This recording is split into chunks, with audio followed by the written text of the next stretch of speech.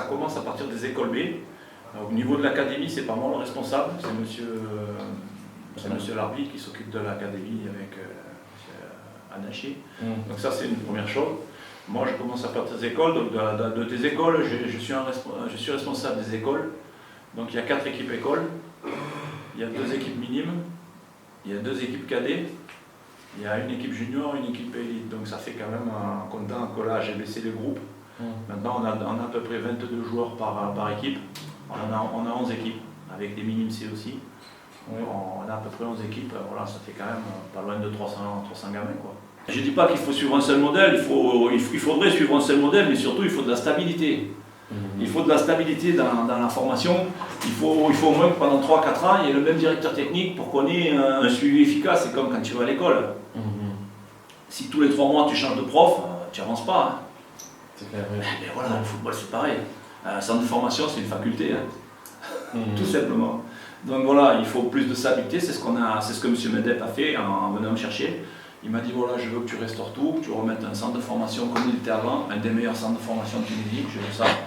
Et voilà, je veux travailler sur la continuité avec des... Le formateur, c'est quelqu'un qui a de la patience, qui fait travailler, qui fait répéter les choses, qui enseigne, qui doit former les professionnels.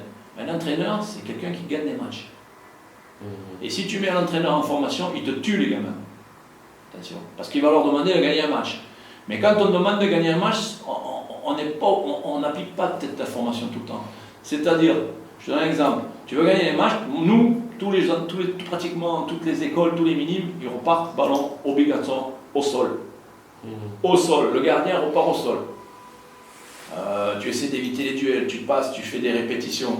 Par exemple, tu peux avoir un formateur, un entraîneur, il va dire nous on fait bloc bas, on va jouer le contre, on va mettre du marquage individuel, ça c'est pas de la formation. Gagner un match c'est une chose, la formation c'est autre chose. Et quand tu as un entraîneur en formation, il ne faut pas avoir des entraîneurs, il faut avoir des formateurs, sinon il te tue, il fait les jeunes. Chez les jeunes, la formation, je ne parle pas des pros. Non, en France c'est pas pareil, c'est une des meilleures formations du monde. Donc on ne peut pas comparer, on peut comparer ce qui est comparable, mais il y a quand même ce qu'il faut pour bien travailler ici. Le problème c'est que c'est pas tellement le problème, c'est le problème de l'Afrique, c'est cette instabilité dans le projet. C'est ça qui est gênant en Afrique en particulier, je suis là depuis 10 ans, il y a des gens de qualité partout, chez les dirigeants, il y a des entraîneurs de qualité, il y a des structures, mais c'est une instabilité chronique. Dès qu'un entraîneur il perd un 2 matchs, on le vire. Tu vois encore en championnat en première division, des clubs de première division là, ils en sont au 4e entraîneur, on n'est même pas à la moitié du championnat, ou en bas. Est-ce que vous pensez que l'équipe elle avance? C'est pas possible. Donc voilà, c'est surtout cette instabilité chronique et cette incapacité à rester tranquille, à dire bon voilà, j'ai misé sur un tel, ça c'est un choix. Peut-être que le choix doit être plus réfléchi, que ce soit pour la formation ou pour les pros. Mais après, quand on a décidé que l'entraîneur il est bon, c'est pas parce qu'il perd un ou 2 matchs qu'il est mauvais.